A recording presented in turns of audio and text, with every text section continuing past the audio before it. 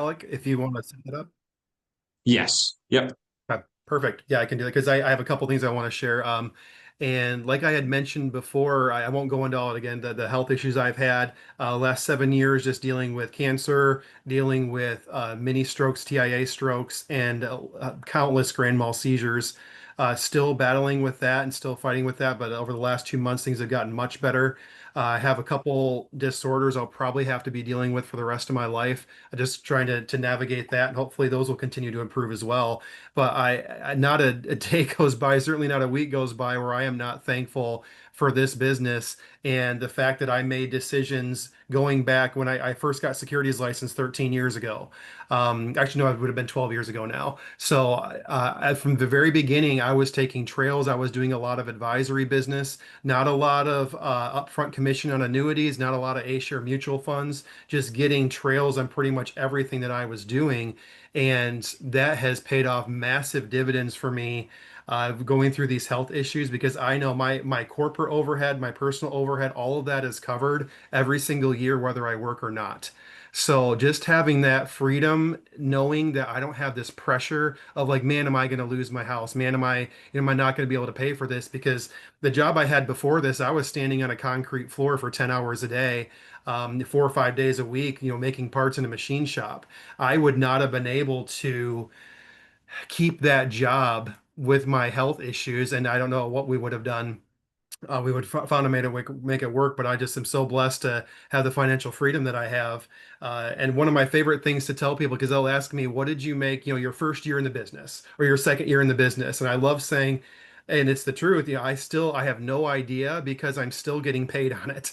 I'm still getting paid on what I did in year one, even now, and I'm probably still going to get paid on that for the next 10 to 20 years to come.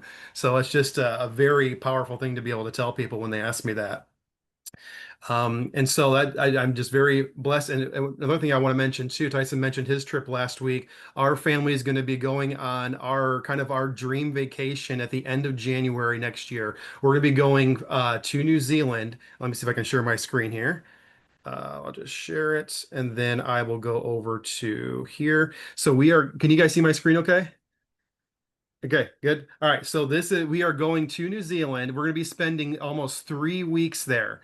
Our kids are in private school. We've already got it all set up where they're going to be getting ahead in their school and they'll be able to catch up. And one of the weeks they're gone is going to be a week where there's no school anyway. So we've got it all lined up where this is on the South Island. This is Milford Sound. We're going here. This is one of the most inaccessible places on Earth. You can only get there 3 to 4 months out of the year. And they said you have to get a tour bus to take you there. You do not want to drive there yourself because multiple people die every year trying to get here by car. So that's kind of exciting to think of that. But we're excited to go here. We're going to take a cruise. There's a sound. We're going to be taking a cruise up and down here. There's also Sutherland Falls.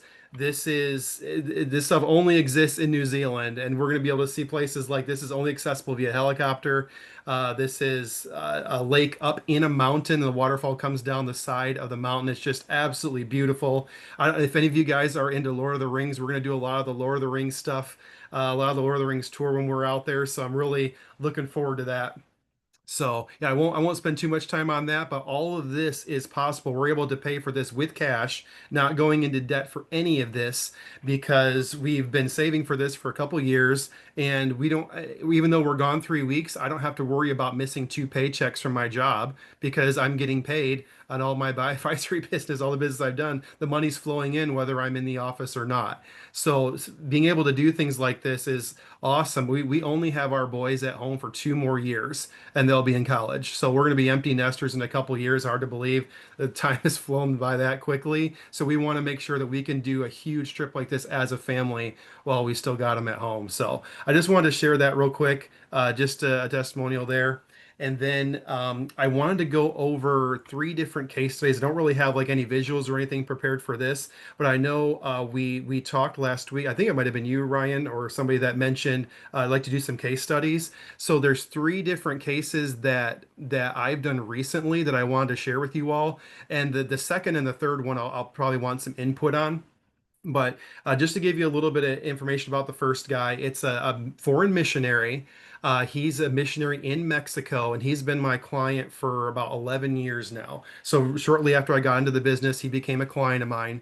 And um, just looking at his book of business, when we had initially set him up, I had some of his money in a fixed index annuity with Jackson. So that's we've got about 15 or 16,000 in Jackson, and then we've got about 52 or 53,000 that's on Betterment.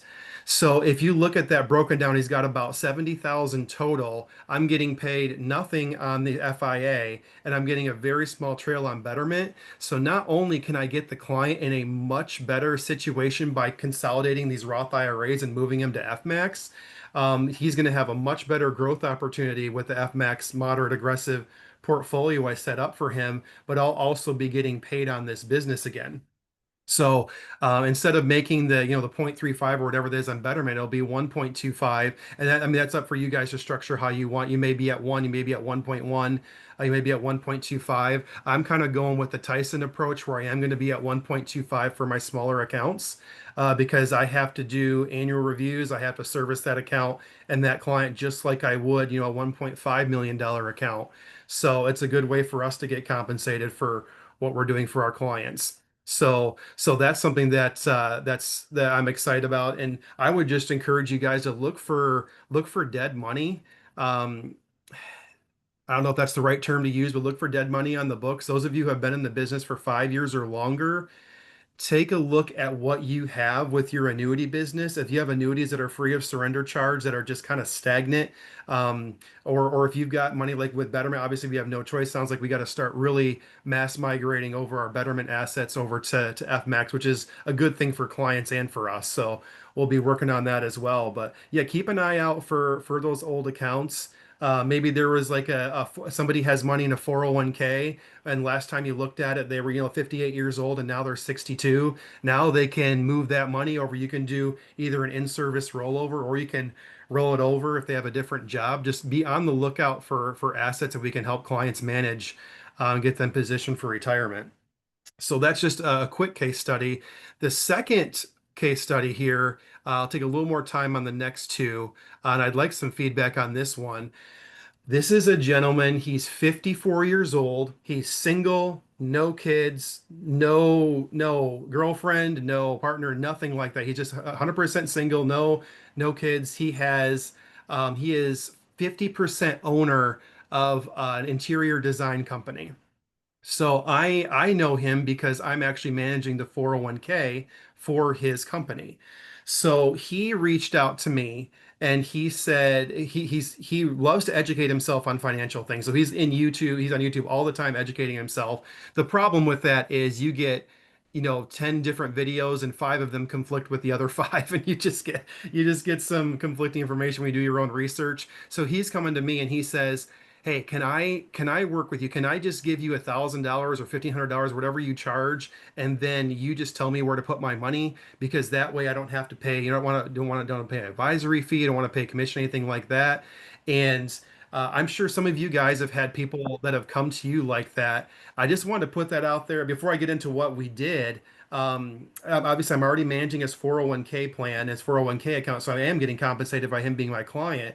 But how do you guys typically handle that if someone comes to you and says they're very fee adverse and they'd rather just pay a one-time fee than pay a management fee?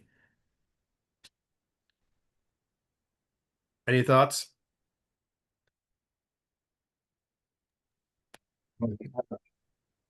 What's that? That hasn't happened to me. Okay, hasn't happened. Okay. Yeah, It, so I was just gonna say I haven't had someone do that. I've had okay. someone, I actually had this earlier in the beginning of the year. He had said, I'm only willing to have someone manage my money that charges a fee outside of the account. So like a financial planner. And they have to be CFP licensed, but I've certainly had, as of probably everyone else, someone said, "Hey, I don't really want to pay you, but what do you tell clients to do in this scenario?" Yep. And really, the only like relevant case I have right now is my 21-year-old brother-in-law, and I'm just like, "Here you go, man. Like, here's what I do." Other than that, but for someone legitimate, I would just point blank tell them, "Hey, I have value to add." if you're not willing to do that, like I'm not willing to give you advice. I'm here to help you, but like you don't go to your doctor and be like, "Hey, how do I do this surgery?" Or Oh, your by the way, attorney. like I want your free advice. Right, exactly. Like, yeah, I really don't want to pay an attorney, but I'm going to give him a call and see what he tells me. And can I give me some legal advice that's free? You know, so not many attorneys are going to be interested in doing that. But and then another thing that I point to, because he's familiar with Vanguard, you know, he does a lot of his own stuff. So Vanguard did a study about, I want to say 6 or 7 years ago, where I mean, this is Vanguard, this is the firm of do-it-yourself investing, low fee ETFs, you know, index funds, things like that. Vanguard did a study, said the average investor that works with an advisor comes out ahead by about 3.5% per year than somebody who does not have an advisor.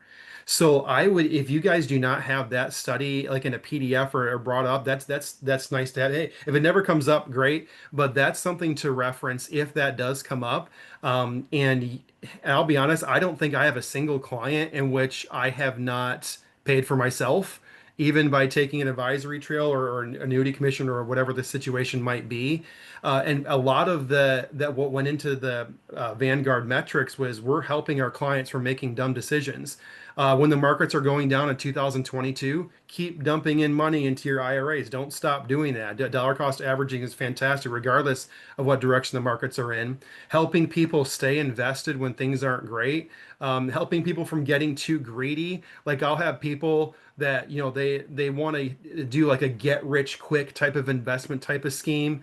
And like guys, this you cannot take money from your core financial plan, and you guys don't have extra to do speculative investing. I mean, you might as well go to Vegas on some of the things they want to invest in. So that's where we can really come in handy and just have a plan, like outline it and say, hey, this is what you guys need to be in, stay the course, and help them from making dumb decisions, whether it's staying in the market or yeah, not pulling out or making sure they're keep continuing to fund their accounts, just help them from making emotional decisions. And I like to look at it. There's a spectrum. There's fear and there's greed. You're on two different ends of the spectrum. They're both equally as damaging. You know, fear, people are literally taking cash and they're putting it under their mattress. And they don't even want to put it in the bank. You know, they don't want to invest in anything because they're so fearful of what might happen. Then also on the greed side, you have people that want to get into something that where I can make 100% rate of return the first 6 months, you know, or they're trying to double their money real quick. They're trying to do some type of get rich quick scheme, almost like a sports gambling type of issue. They view stocks as, you know, it's like sports gambling, and that we just want to make sure that we temper their expectations and get them on a long-term plan. So in this case, I really didn't push back and fight against it that much, and here is why. Um, he wanted to be in a diversified portfolio. He has about $400,000 in his 401k, and he had about $200,000 sitting in the bank or sitting on the side. It was, you know, not necessarily all in the bank, but he had it invested and in high yield and, you know, savings and a mix of liquid assets and non-qualified on the side. To make a long story short, I ended up we're in order to have him have a diversified portfolio, we're going to put all of his 400,000 in his 401k into domestic equities and funds, and then with Jackson, they have RILA with no fee. And they have with their international fund on their RILA, they have 100% participation on the upside with no cap and 100% buffer, meaning whatever happens during that time period, he cannot lose money. There's no fee and there's no limit to what he can make on the upside.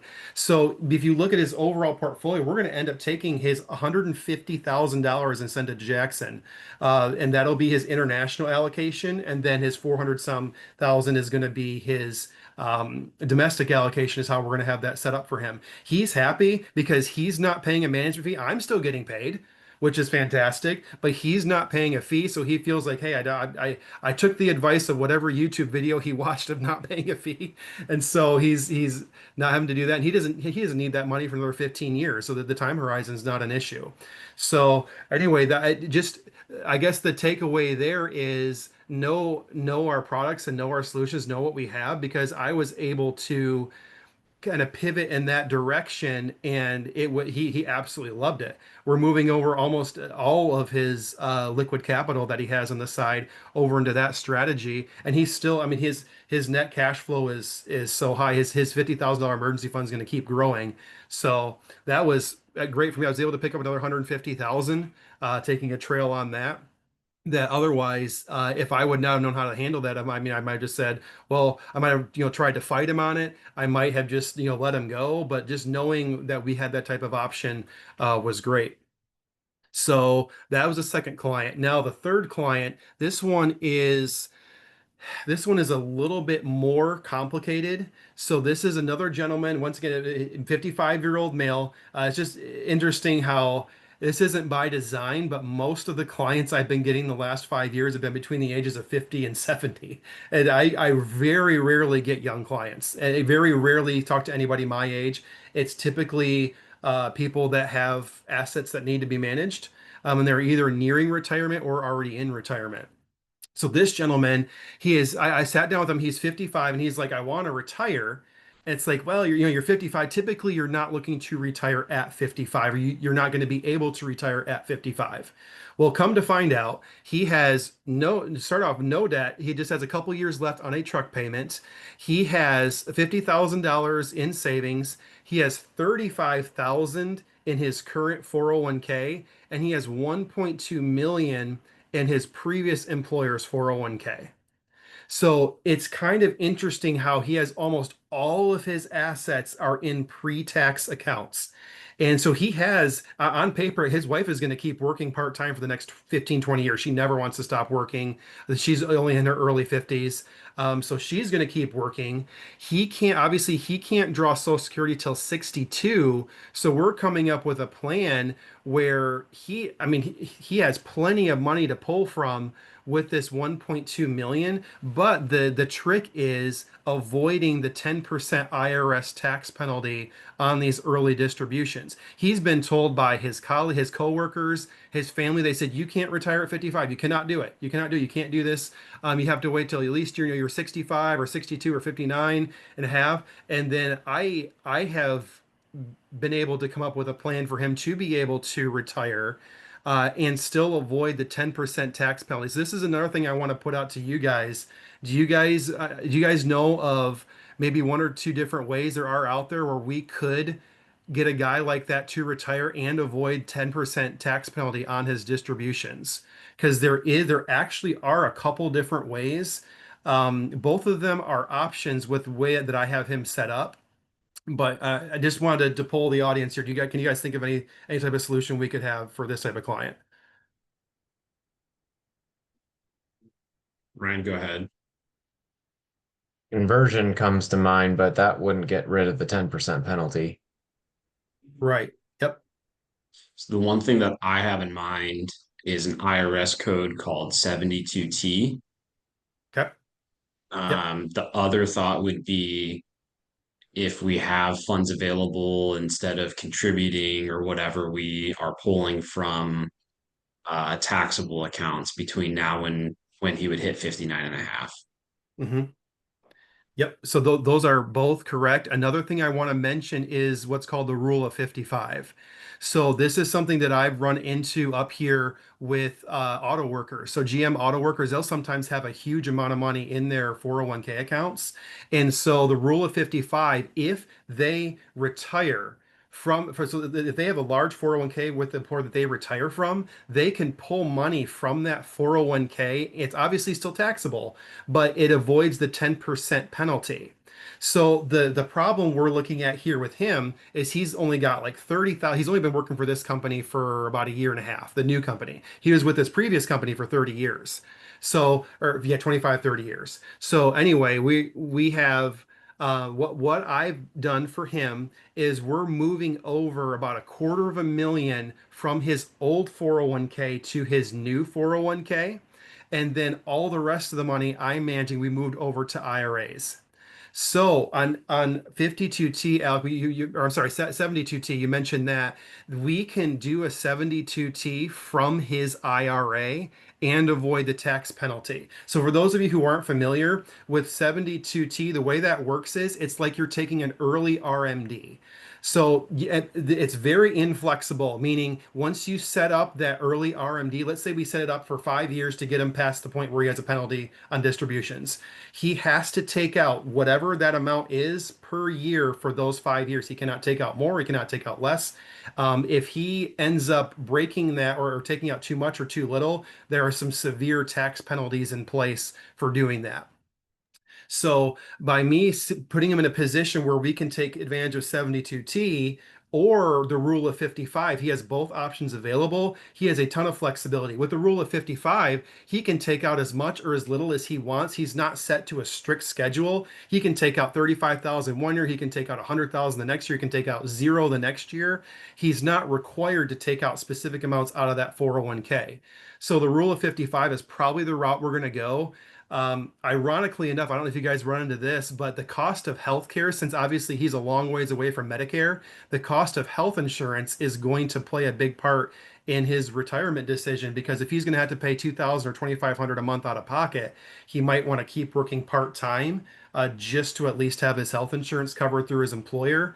So fast forward to first week in November, we're going to sit down with him, see what health insurance costs. Because if he needs to keep working, we might have him work part-time and do a 72T out of his IRAs. If he can stop working altogether, if the health insurance is affordable enough, then we are able to do the rule of 55, where he can start pulling out of his 401k accounts.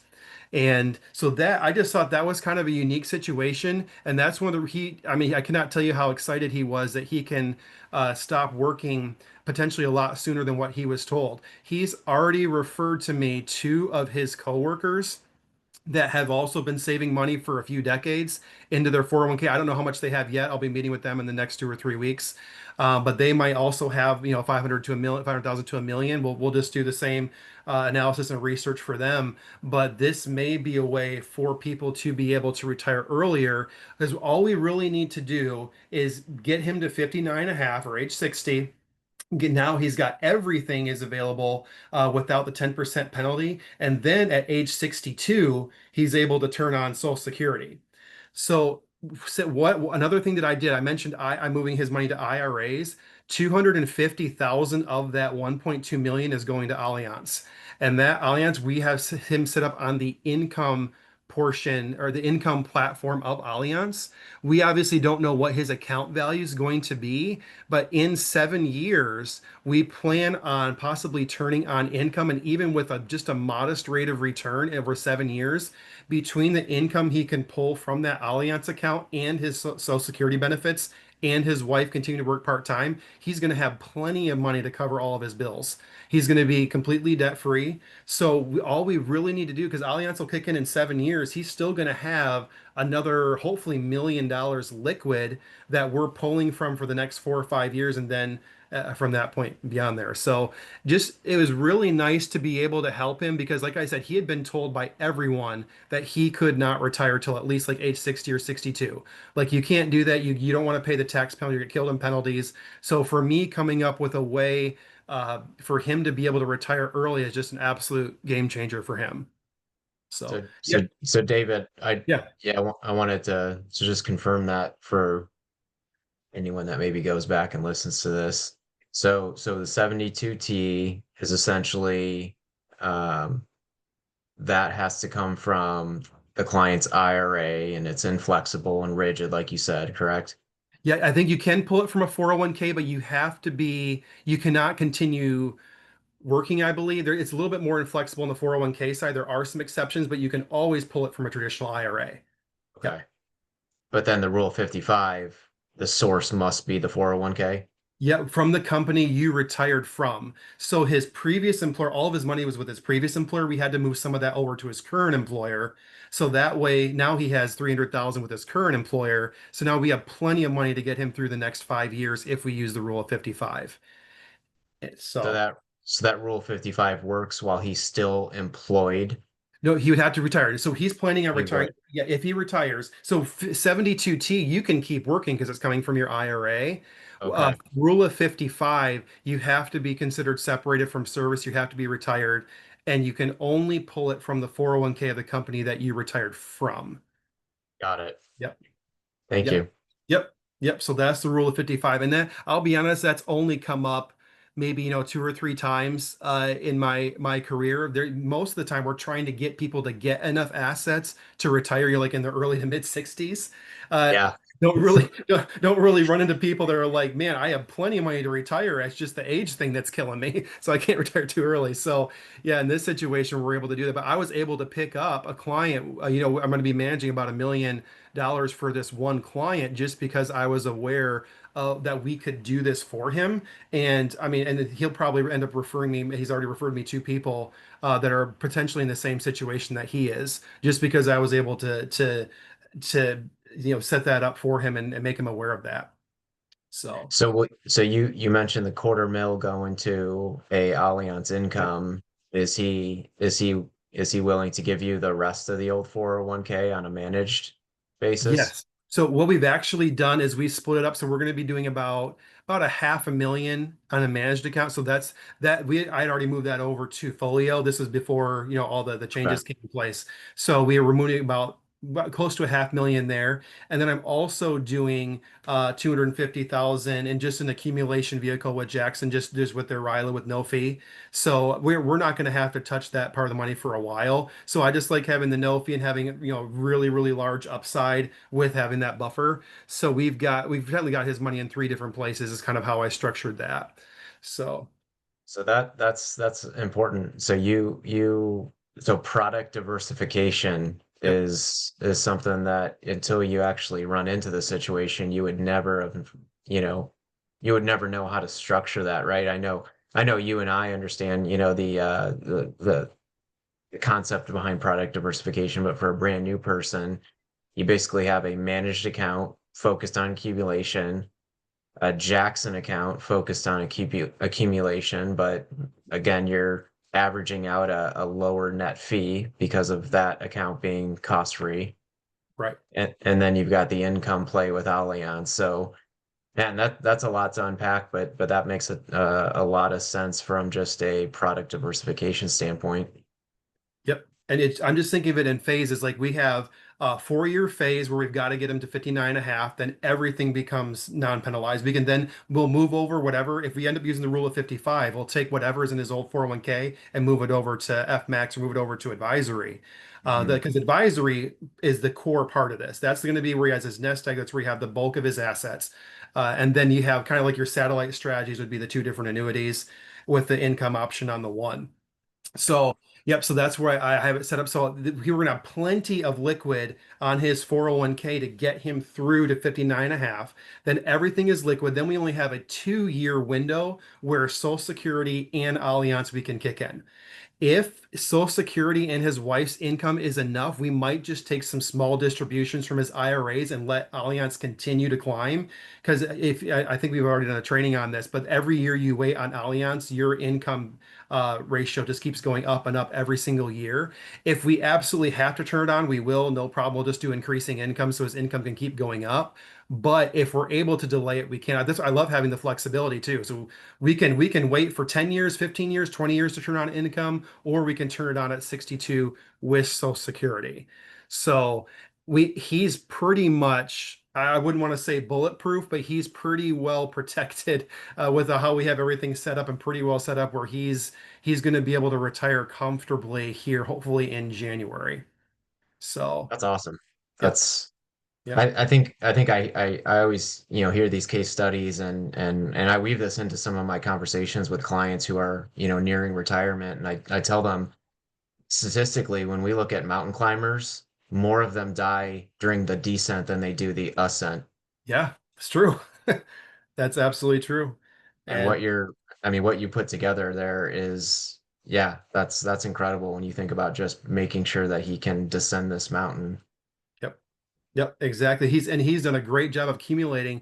I'll be honest, he's made anywhere between 35 and 60,000 his whole career per. He's not a rich, he does not have a lot of income, but right now he's making 60,000 and has saved up so much of his money. While he's raising kids, everything, every single year, putting every bit of way that he can to his 401k to where he gets to 1.2 million. I mean, I see people that turn six figures of income for years and they turn it into debt. They're not saving money or anything. So the fact that he has been that much of a saver puts me in a position where I can do a lot more for him and protect what he has, get some income going and get him to retire. He can now enjoy retirement for 5 extra years than he would have if he would not have met me. So Hmm. yeah, I think that's great. So yeah, so I'm really happy about that, what it can do for him. And once again, it's leading to more things. Me doing this for this one person is leading me, putting me in a position where I can help more people. Every single client that I've obtained over the last maybe even 7+ years, 8 years maybe, has been a referral. It's been a referral from either a referral partner or an existing client. This client, for example, he was a referral. He's the neighbor of one of my referral partners who's a mortgage broker. So he's passed me some clients. I passed him several clients that are looking to refinance or buy a home.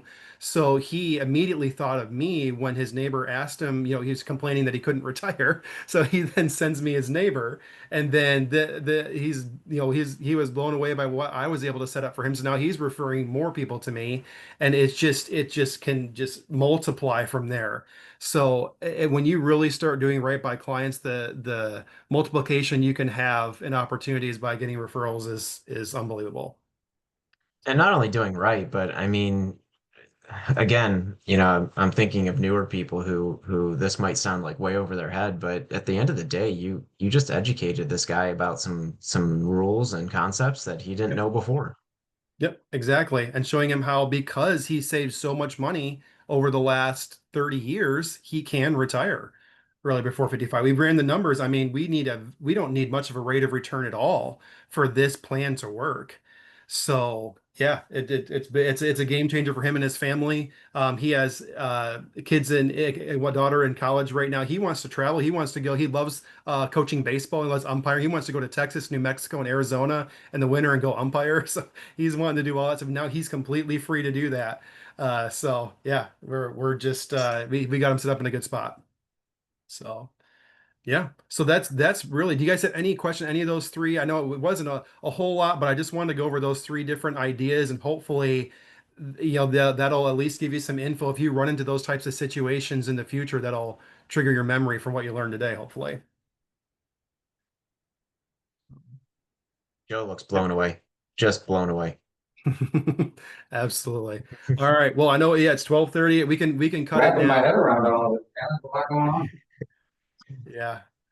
Yeah. But yeah, take a little bit of time. Got my Research. notes. Okay, rule of 55, 72T. You may not come across it very much, but I hope Ryan, you sent me a text on that like yeah, it was well, yeah, like a month or so ago. You sent me I something I about that. I feel like the rule of 55 came up in Dallas this year. did it. Okay. I don't know. Hmm.